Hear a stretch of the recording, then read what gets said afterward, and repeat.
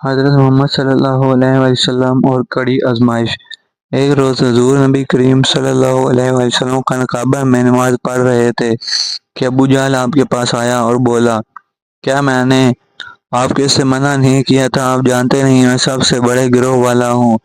اس پر سورہ الگ کی آیت 17-18 نازل ہوئی۔ ترجمہ: سوچئے اپنے گروہ کے لوگوں کو بلا لے، اگر اس نے ایسا کیا تو ہم بھی دوزخ کے پیادوں کو بلا لیں گے۔ حضرت ابن عباس رضی اللہ عنہ فرماتے ہیں، اگر ابو جہل اپنے گروہ کو بلاتا تو اللہ تعالیٰ کے عذاب سے فرشتے اسے پکڑ کر تہس نہس کر دیتے۔ ایک روز ابو جہل حضور نبی کریم صلی اللہ علیہ وآلہ وسلم کے سامنے آیا اور آپ سے مخاطب ہوا، آپ کو معلوم ہے میں بتا والوں کا محافظ ہوں اور میں یہاں ایک شریف ترین شخص ہوں۔ اس وقت اللہ تعالیٰ نے سورہ دخان کی آیت 49 نازل فرمائی۔ ترجمہ: چک تو بڑا معزز مکرم ہے۔ آیت کا یہ جملہ دوزخ کے فرشتے ابو جہل کو ڈالتے وقت پھٹکارتے ہوئے کہیں گے۔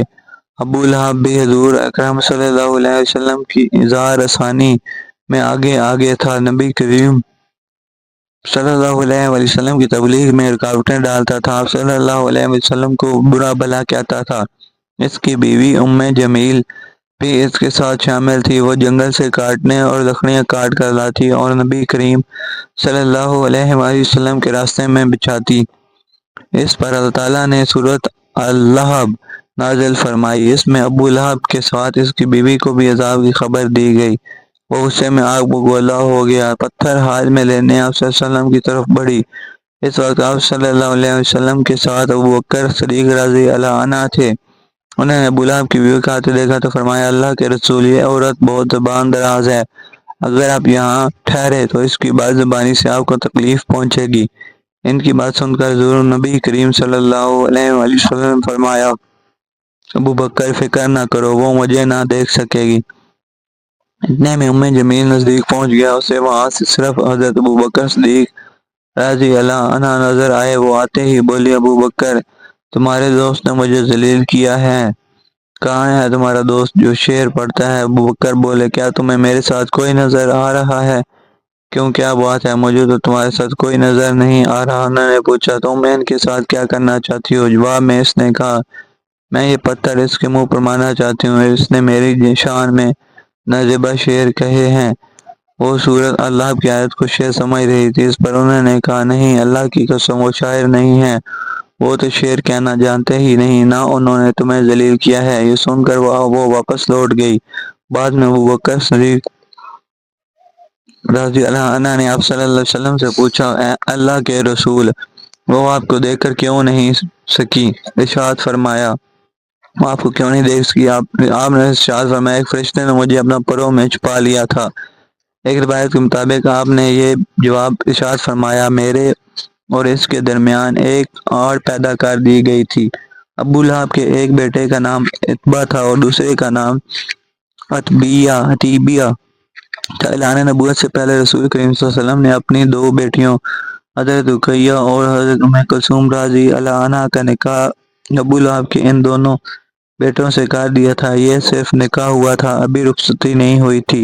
اسلام کا آغاز ہوا اور سورۃ لہب نازل ہوئی تو لہب نے غصے میں آ کر اپنے بیٹوں سے کہا، اگر تم محمد کی بیٹیوں کو طلاق نہیں دو گے تو میں تمہارے چہرہ نہیں دیکھوں گا۔ چنانچہ ان دونوں نے انہیں طلاق دے دی۔ دیکھا جائے تو آپ صلی اللہ علیہ وسلم کی بیٹیوں کے لیے اس میں حکمت تھی، جو اللہ تعالیٰ نے چاہا کہ یہ پاک صاحب شادیاں عتبہ اور عتیبیہ کے ہاں نہ جا سکیں۔ یہ رشتہ اسلام دشمنی کی بنیاد پر ختم کیا گیا، یعنی آپ دونوں کیونکہ نبی کریم صلی اللہ علیہ وسلم کی صاحبزادیاں تھیں، اس لیے یہ قدم اٹھایا گیا۔ اس موقع پر عتیبیہ نبی اکرم صلی اللہ علیہ وسلم کی خدمت میں حاضر ہوا اور اس نے آپ کی شان میں گستاخی کی۔ آپ صاحبزادیوں کی وجہ سے پہلے ہی غمگین تھے۔ ان حالات میں آپ صلی اللہ علیہ وسلم نے اس کی حق میں بد دعا فرمائی، اے اللہ، اس پر اپنے کتوں میں سے ایک کتا مسلط فرما دے۔ عتیبیہ یہ بد دعا سن کر وہاں سے لوٹ آیا۔ اس نے اپنے ابو لہب کو سارا حال سنایا۔ اس کے بعد دونوں باپ بیٹا ایک قافلے کے ساتھ ملک شام کی طرف روانہ ہو گئے۔ راستے میں یہ لوگ ایک جگہ ٹھہرے، وہاں قریب ہی ایک راہب کی عبادت گاہ تھی۔ راہب نے ان کے پاس آیا، اس نے انہیں بتایا، اس علاقے میں جنگلی درندے رہتے ہیں۔ ابو لہب یہ سن کر خوف زدہ ہو گیا۔ نبی کریم صلی اللہ علیہ وسلم کی بد دعا یاد آ گئی۔ اس نے قافلے والوں سے کہا، تم لوگ میری حیثیت سے باخبر ہو اور یہ بھی جانتے ہو کہ میرا تم پر کیا حق ہے۔ انہوں نے ایک زبان ہو کر کہا، بے شک ہمیں معلوم ہے۔ ابو لہب یہ سن کر بولا، تب پھر تم ہماری مدد کرو، میں محمد صلی اللہ علیہ وسلم کی بد دعا کی وجہ سے خوف زدہ ہوں، اس لیے تم لوگ اپنا سامان اس عبادت گاہ کی طرف رکھ کر اس پر میرے بیٹے کا بستر لگا دو اور اس کے چاروں طرف تم لوگ اپنے بستر لگاؤ۔ ان لوگوں نے ایسا ہی کیا، یہی نہیں انہوں نے اپنے چاروں طرف اپنے اونٹوں کو بھی بٹھا دیا۔ اس طرح طیبیہ انصاف کے عین درمیان میں آ گیا۔ اب وہ سب اس کی پاسبانی کرنے لگے۔ ان تمام احتیاطی تدابیر کے باوجود حضور نبی کریم صلی اللہ علیہ وسلم کی پوشت گوئی پوری ہوئی۔ نصف رات کے قریب ایک شیر وہاں آیا اور سوئے ہوئے لوگوں کو سونگھنے لگا۔ ایک ایک کو سونگھتے ہوئے وہ آگے بڑھتا رہا، یہاں تک کہ وہ لمبی چھلانگ لگا کر طیبہ تک پہنچ گیا۔ بس پھر کیا تھا، اس نے اسے چیر پھاڑ کر ہلاک کر ڈالا۔ تکلیف پہنچانے کا ایک اور واقعہ اسی طرح پیش آیا کہ ایک روز آپ صلی اللہ علیہ وسلم مسجد الحرام میں نماز پڑھ رہے تھے۔ قریب ہی کچھ جانور ذبح کیے گئے تھے۔ وہ لوگ اپنے بتوں کے نام پر قربانی کرتے تھے۔ ان جانوروں کی ایک اوجڑی ابھی تک وہیں پڑی تھی۔ ایسے میں ابو جہل نے کہا، کیا کوئی شخص ایسا ہے جو اس اوجڑی کو محمد کے اوپر ڈال دے؟ ایک روایت کے مطابق کسی نے کہا، کیا تم یہ منظر نہیں دیکھ رہے ہو؟ تم میں سے کون ہے جو وہاں جائے جہاں فلاں قبیلے نے جانور ذبح کیے ہیں؟ ان کا گوبر، لید، خون اور اوجڑی وہاں پڑے ہیں۔ کوئی شخص وہاں جا کر گندی اٹھائے اور محمد کے سجدے میں جانے کا انتظار کرے، پھر جو وہ سجدے میں جائیں وہ شخص گندگی ان کے کندھوں کے درمیان رکھ دے۔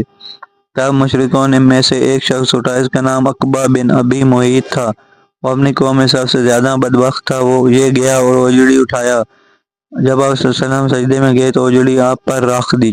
اس پر مشرکین زور زور سے ہنسنے لگے، یہاں تک کہ وہ ہنسی سے بے حال ہو گئے اور ایک دوسرے پر گرنے لگے۔ ایسے میں کسی نے حضرت فاطمہ زہرا کو یہ بات بتا دی۔ وہ روتی ہوئی حرم میں آئیں اور نبی کریم صلی اللہ علیہ وسلم اسی طرح سجدے میں تھے اور اوجڑی آپ کے کندھوں پر تھی۔ سیدہ فاطمہ رضی اللہ عنہا نے اوجڑی کو آپ پر سے ہٹایا۔ اس کے بعد آپ سجدے سے اٹھے اور نماز کی حالت میں کھڑے ہو گئے۔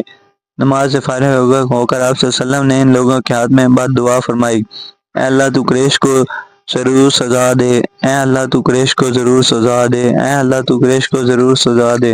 قریش جو مارے ہنسی کے لوٹ پوٹ ہو رہے تھے، یہ بد دعا سنتے ہی ان کی ہنسی کا فور ہو گئی۔ اس بد دعا کی وجہ سے وہ دہشت زدہ ہو گئے۔ اس کے بعد آپ نے لے کر بھی بد دعا فرمائی، اے اللہ تو عمر بن ہشام کو سزا دے، یعنی ابو جہل کو، عقبہ بن ابی معیط اور رمی بن خلف کو سزا دے۔ حضرت عبداللہ بن مسعود رضی اللہ عنہ سے روایت ہے، اللہ کی قسم، آپ صلی اللہ علیہ وسلم نے جن قریشیوں کا نام لیا تھا، میں نے انہیں غزوہ بدر میں خاک و خون میں لتڑا ہوا دیکھا اور پھر ان کی لاشوں کو ایک گڑھے میں پھینک دیا گیا۔ اسی طرح ایک دفعہ حضرت عثمان غنی رضی اللہ عنہ نے اس طرح بیان فرمایا، ایک روز نبی کریم صلی اللہ علیہ وسلم طواف فرما رہے تھے۔ اس وقت آپ کا ہاتھ حضرت ابوبکر صدیق رضی اللہ عنہ کے ہاتھ میں تھا۔ حضرت سود کے پاس 3 آدمی بیٹھے تھے۔ جب آپ حضرت سود کے پاس سے گزرے اور ان کے قریب پہنچے تو ان تینوں نے آپ کی ذات بابرکات پر چند جملے کسے۔ ان جملوں کو سن کر آپ کو تکلیف پہنچی۔ تکلیف کے آثار آپ کے چہرے پر ظاہر ہوئے۔ پھر دوسرے پھیرے میں ابو جہل نے کہا، تم ہمیں ان معبودوں کی عبادت کرنے سے روکتے ہو جنہیں ہمارے باپ دادا پوجتے آئے ہیں، لیکن ہم تم سے صلح نہیں کر سکتے۔ جواب میں آپ صلی اللہ علیہ وسلم نے فرمایا، میرا بھی یہی حال ہے۔ پھر آپ آگے بڑھ گئے۔ تیسرے پھیرے میں بھی انہوں نے ایسا ہی کہا۔ پھر چوتھے پھیرے میں یہ تینوں یکدم آپ کی طرف جھپٹے۔